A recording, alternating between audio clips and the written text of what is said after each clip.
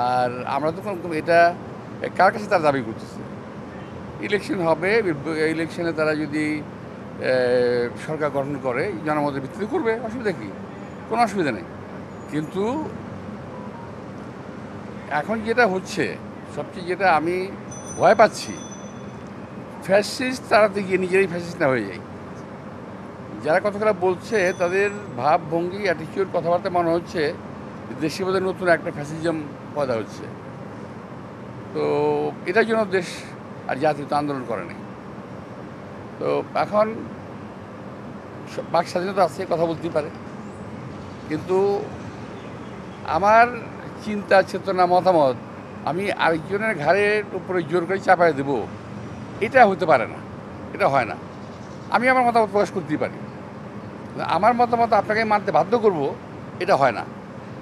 এটার জন্য যে বিশ্বব্যাপী যে একটা সিস্টেম আছে, নিয়ম, অর্থাৎ ভোট, ইলেকশন, এর মাধ্যমে তাকে আগে আসতে হবে।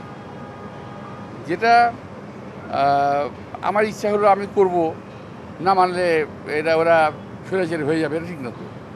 তবে কিছু কিছু লোক ইদানিং, আমি বাচ্চাদের কথা বলছি না, কিছু কিছু লোক আমাদের মতো অনেকেই আছে যারা কথাবার্তা যেটা বলছে এটার মধ্যে একটা ফ্যাসিস্ট এবং স্বৈরাচারী মনোভাব স্পষ্ট হচ্ছে ধীরে ধীরে।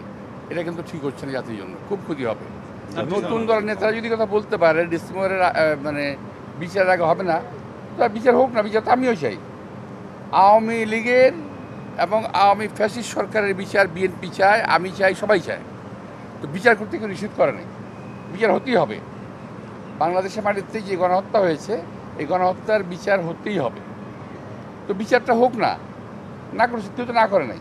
আর তাছাড়া যখন কোনো নির্বাচন হয়, নির্বাচনের আগে কিংবা পরে কোনো আদালত বন্ধও থাকে না, কিংবা আদালত দ্রুত চলে না, আদালত তার আইনের নিয়মেই চলে।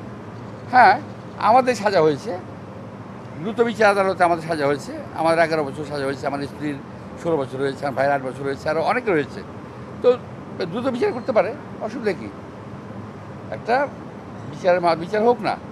কিন্তু কথাটা হলো নির্বাচন প্রক্রিয়া পিছিয়ে দেওয়ার জন্য কোনো অজুহাত তৈরি করা যাবে না।